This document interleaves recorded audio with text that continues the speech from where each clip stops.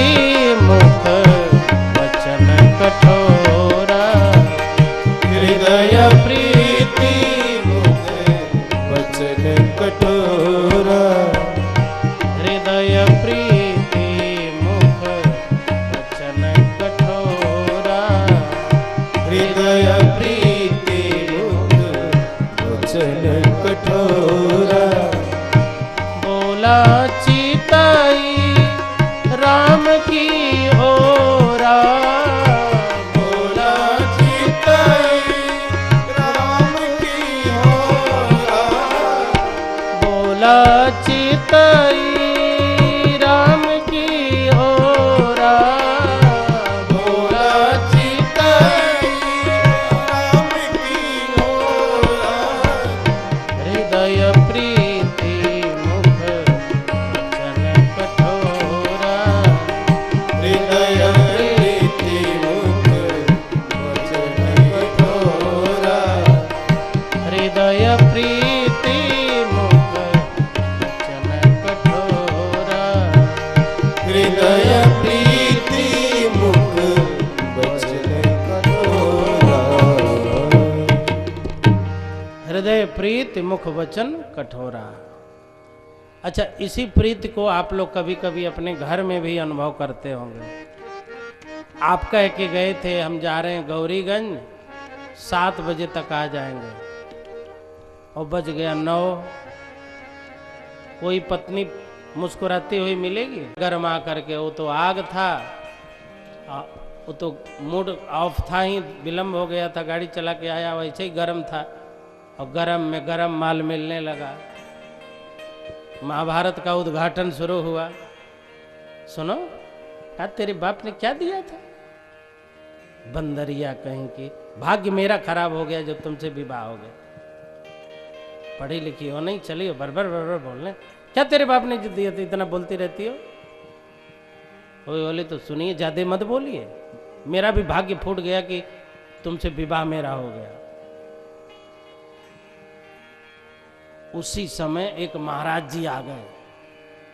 गुरुजी, लड़ाई जारी रहेगी? नहीं मालूम।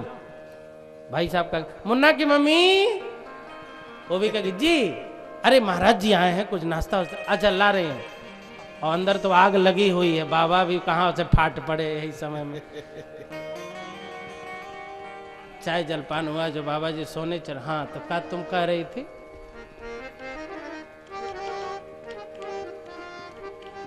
अब दो पति पत्नी की लड़ाई हो रही थी। एक जगह मैंने पूछा एक देवी जी से कि 9 बजे आया तो तुमको क्या दिक्कत है, 10 बजे आवे क्या दिक्कत है? हाँ, क्या दिक्कत है? बाबा बैरागी आप लोग का जानो, क्या दिक्कत है? और कहीं कुछ हो जाए तब? हम कह अरे दादा, ज्वार भाटा निकल रहा है, और कुछ हो ही जाए तो क्या फर्क पड़ता है? तुम तो जला ही रही हो, जल जाने दो। महाराज जी ऐसा बात न बोलिए। हाँ, मुन्ना के पापा बहुत अच्छे हैं, हम तो ऐसे बोलते रहते हैं। हाँ, 1 मिनट न देखें तो जीव निकल ही जाते।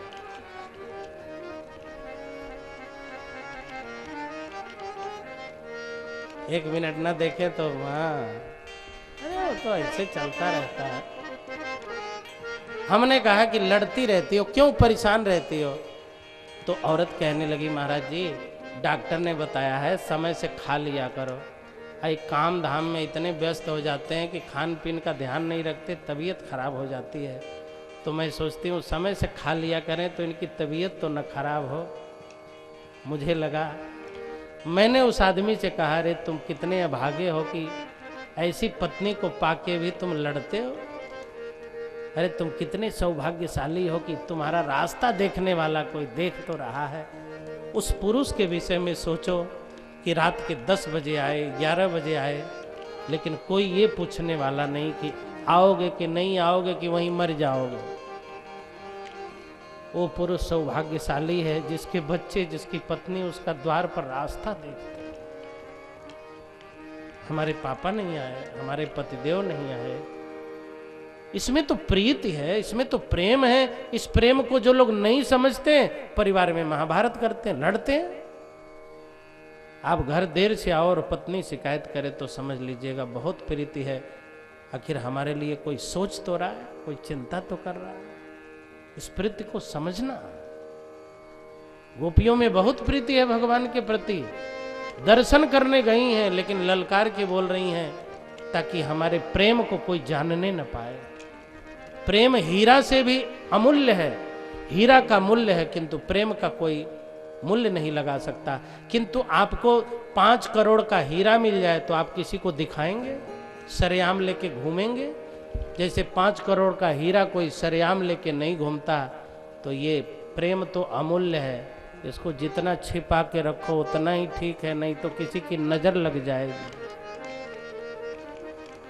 प्रेम छिपाने की चीज है और कई बार आदमी कठोर वाणी बोल करके अपने प्रेम को छिपाता है।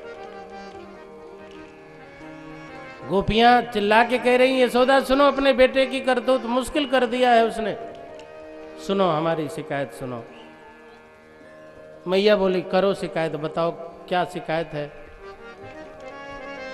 गोपियों ने कहा, पहले उस अभियुक्त को बाहर निकालो, उसी के सामने शिकायत होगी, ताकि दर्शन भी होता रहे और शिकायत भी होती रहे। दर्शन भी हो रहा है, शिकायत भी हो रही है। वत्सान मुंचन क्वचिद असमय क्रोश संजात हासः स्तेयं स्वाद्वत्यथ दधिपयः कल्पितैस्तेय जोगैः मरकान् भोक्षन् विभजति सचेन्नाति भाण्डं भिन्नति द्रव्यालाभे सगृह कुपितो यातुपक्रस्यतो कान्। एक गोपी ने कहा, इनके सामने हम सब कह रही हैं, इन्होंने जाके हमारे घर में चोरी की। मैया ने कहा, की सो की, जो हो गया सो हो गया। अब चोरी करने जाए तो दही दूध के मटकों को ऊपर टांग दिया करो। अरे छोटा छोटा है, बच्चे भी, इसके दोस्त भी छोटे छोटे हैं, लकुटिया भी छोटी छोटी है, कैसे चोरी कर पाएगा? सब ऊपर टांग दिया करो। दूसरी गोपी ने कहा, माता जी वो भी करके देख लिया, ये मेरे घर में चोरी करने गए, हमने सब ऊपर टांग दिया, तो ये नीचे ढूंढने लगे, नहीं मिला तो कहने लगे, दोस्तों जाओ बाजार से मिट्टी का तेल और माचिस खरीद के लाओ। मित्रों ने कहा, क्या करोगे? तो कहने लगे, जिस घर में दही दूध नहीं है वहां भूत रहते हैं, आग लगाऊंगा इस घर में। गृहस्थ के घर में दही दूध ना हो? एक ने कहा, होगा होगा लाला, लेकिन नीचे नहीं है तो ऊपर होगा। तब तक एक ने कहा, है देखो वो सब टंगा हुआ है। अब कन्हैया ने कहा, जाओ बसवाड़ी से बांस काट के लाओ। एक गया बांस काट के लाया। भगवान कृष्ण ने मित्रों से कहा, सब मुंह फाड़ फाड़ के हंडा हंडियों के नीचे बैठ जाओ। भगवान ने बांस को निकीला बनाया, बर्तनों को छेद दिया, दही दूध नीचे, बर्तन ऊपर। माल से मतलब है, बर्तन से क्या मतलब, लाकर से क्या मतलब है, माल से मतलब है, पैसा से मतलब है, खाता से कौन मतलब है? खाता बैंक मैनेजर साहब अपने पास रखे, हमको पैसा से मतलब। गोपी ने कहा, माता जी कोई बात नहीं, खाने पीने की चीज बच्चों ने खा ली, कोई दुख नहीं था। दुख तो अब सुनो, वहीं हमारी बिटिया खटिया पर लेटी हुई थी, बस हमारी बिटिया के चुटिया को खटिया के पटिया में बांध दिया। बिटिया की चुटिया को खटिया के पटिया में बांध दिया, और जब जाने लगा तो बिटिया के कान में हौवा, और जब हौवा कहा तो बिटिया जग गई, तो उसकी खटिया भी खड़ी हो गई। भैया जब बुरे दिन आते हैं तब खटिया खड़ी होती है। लोग कहते हैं आजकल इनकी खटिया खड़ी हो गई। अच्छा, पहले लोग अपने आप खटिया खड़ी कर लेते थे। पहले गांव देहात में नियम था, रात में सोते थे, सुबह अपनी खटिया खड़ी करके बिस्तर गोल करके रख देते थे। जब से लोगों ने अपनी खटिया खड़ी करनी बंद की, सबकी खटिया खड़ी होने लगी। पहले घरों में लगातार बेड बिछाए रहने का सिस्टम नहीं था, खटिया खड़ी कर देते थे, बिस्तर गोल कर देते थे। अब तो 24 आवर्स की ड्यूटी चल रही है, बेड ही बेड बिछा है। बिछा ही रहता, खटिया खड़ी ही नहीं होती। तो खटिया खड़ी होनी बंद हो गई, लोगों की खटिया खड़ी हो गई, हालत खराब हो। माता जी अब बताओ अब क्या करें? बिटिया की चुटिया खटिया के पटिया में बांध दिया। इन कथाओं को, लीलाओं को सुन सुन करके गोपियां धन्य हो जाती हैं। भगवान भक्तों को अपनी लीलाओं के द्वारा आकर्षित कर रहे हैं।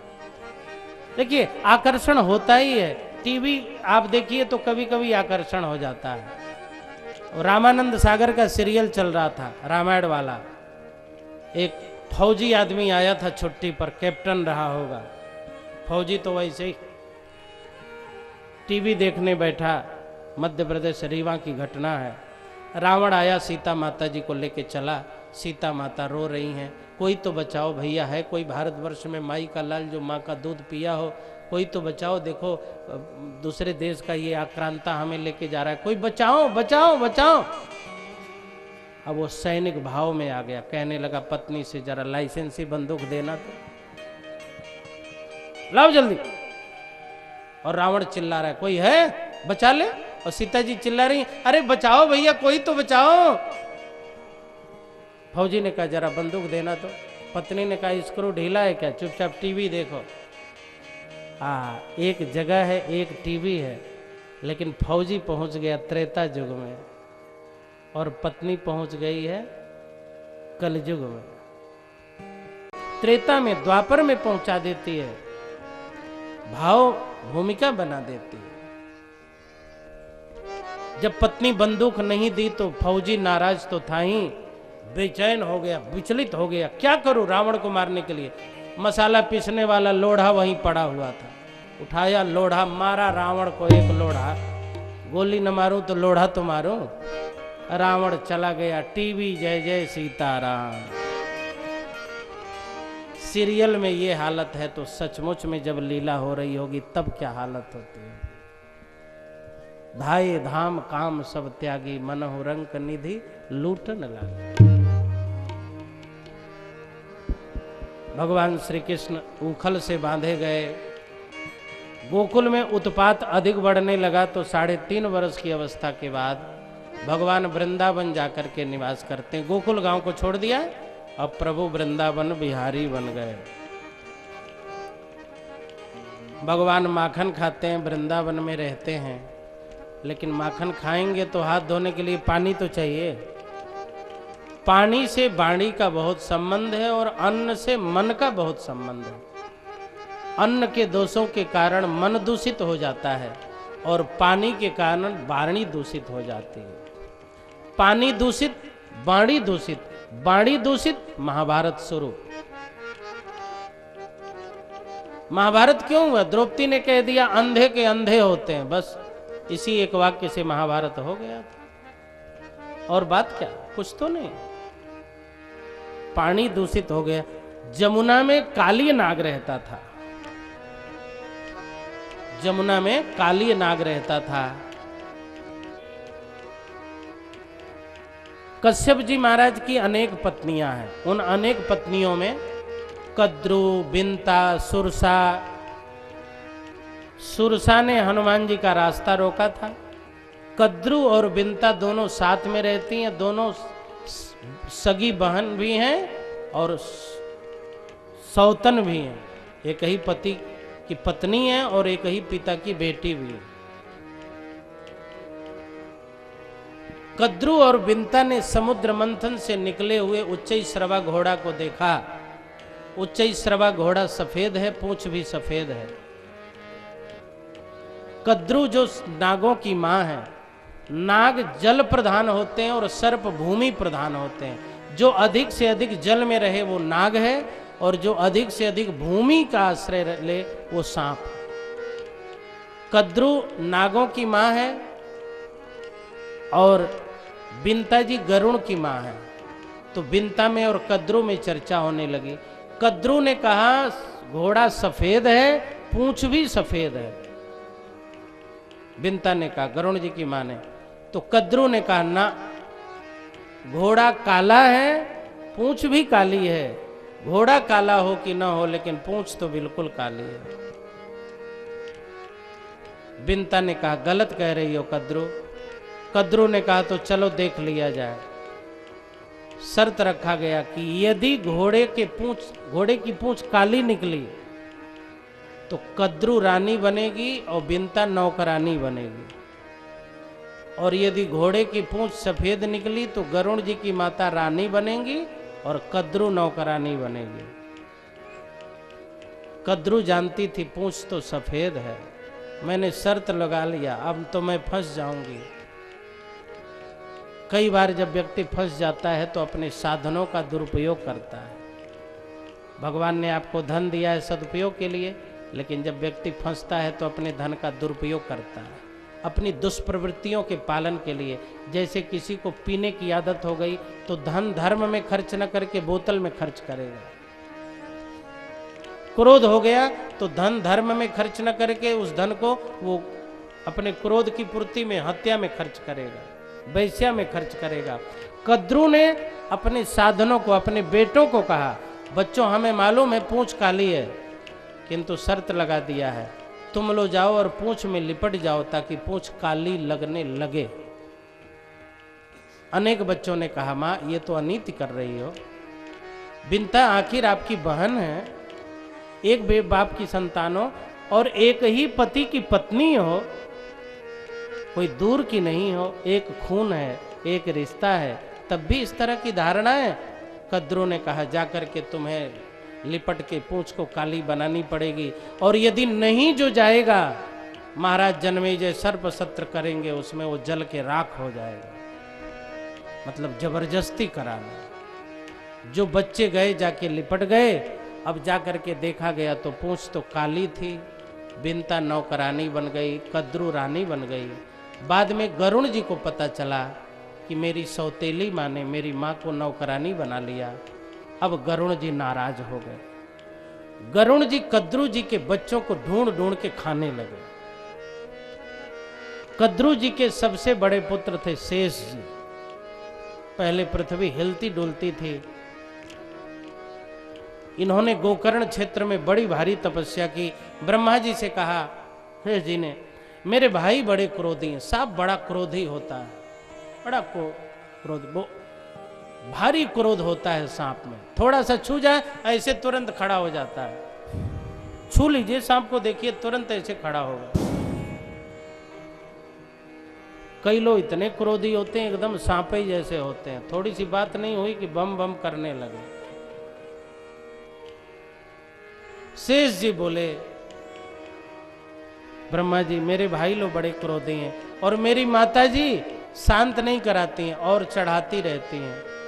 प्रभु कुछ ऐसा आशीर्वाद दीजिए कि मैं सेवा करूं, मैं क्रोधी न बन सकूं। सेवा करूंगा तो शायद मेरा क्रोध कम हो जाए। यदि अभिमान हो तो सेवा करो, यदि अधिक अभिमान होने लगे तो जहाँ कथा हो, मंदिर हो, सत्संग हो, वहाँ जाके झाड़ू लगाओ, पन्नी बटोरो, कागज बटोरो, गंदगी बटोरो, धीरे धीरे अहंकार और अभिमान शांत हो जाएगा। धन का अधिक अभिमान हो गया हो तो अपने से बड़े बड़े धनवानों के बीच में चले जाओ, धन का अभिमान शांत हो जाएगा। गरीबी से दुख मिल रहा हो तो धनवानों के बीच में जाना बंद कर दो। जो गरीब बहुत धनवानों के बीच में रहना शुरू कर देते हैं वह गरीब अशांत हो जाते हैं, गरीबी में अशांत हो जाते हैं। गरीबी में अशांत हो गए तो गलत मार्ग के तरफ चल पड़ेंगे। गरीबी हटाने का प्रयास करो, किंतु गरीब लोग अधिक धनवानों के बीच में न जाएं, नहीं तो गरीबी के दिनों में आप जब तक पूजा नहीं कर पाएंगे अशांत ही रहेंगे।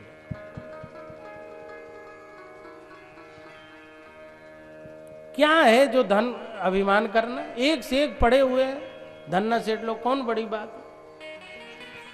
शेष जी ने कहा मैं सेवा करना चाहता हूं। ब्रह्मा जी बोले पृथ्वी हिलती डुलती रहती है, शेष जी अब एक काम करो, इस पृथ्वी को धारण कर लो। शेष जी ने कहा पृथ्वी को धारण करूंगा तो मुझे क्या मिलेगा? बोले पहले पृथ्वी को धारण करो, यदि सच्ची सेवा करोगे तो फिर भगवान की सेवा में जाने का अवसर मिल जाएगा। शेष जी ने पृथ्वी को धारण कर लिया, हिलना डुलना बंद हो गया। ब्रह्मा जी प्रसन्न होकर प्रभु से बोले, सरकार शेष बहुत अच्छा आदमी है, बहुत अच्छी सेवा करता है। तो राम जी बोले, तो जब मैं पृथ्वी पर जाऊंगा तो उसी शेष को लक्ष्मण बना करके ले जाऊंगा अपनी सेवा के लिए। पहले धरती की सेवा करो, लोगों की सेवा करो, और जब लोगों की सेवा आप करने लगेंगे तो भगवान स्वतः ही आपको अपनी सेवा में बुला लेंगे। जो धरती की सेवा करते हैं, लोगों की सेवा करते हैं, भगवान धीरे धीरे अपनी सेवा में ऐसे लोगों को बुला लेते हैं। शेष जी प्रथम पुत्र हैं। वासुकी समुद्र मंथन में रस्सी बने, बोले रस्सी ही बन करके कुछ सेवा कर दूं। ऐरावत ने कोई सेवा नहीं की। ये कद्रु के तीसरे पुत्र हैं ऐरावत जी। चौथे पुत्र तक्षक हैं, जिन्होंने राजा परीक्षित को डसा। देखो, एक भाई सेवा में है, एक रस्सी बना है, और एक भाई परीक्षित को डसने को तैयार है। ये संसार की विविधता है। पांचवें पुत्र हैं करकोटक, और छठे पुत्र हैं धनंजय, और सातवें पुत्र हैं काली। अब सभी सांपों के ऊपर गरुण जी की निगाह रहती है। मेरी माँ को इन लोगों ने सताया है, माँ की अनैतिक आज्ञा का पालन किया, सबको पकड़ूंगा, खाऊंगा। अब सब सांप लोगों ने निर्धारित कर दिया कि अमावस्या पूर्णिमा को हम अपने परिवार से देंगे उसी को खाना। लेकिन जब कालिया का नंबर आया तो कालिया भाग करके कालिया ने स्थान छोड़ दिया, जमुना में वृंदावन में आके रहने लगा। लेकिन संस्कार तो वही था। संस्कार लेकर के आया, जमुना को विष युक्त कर दिया।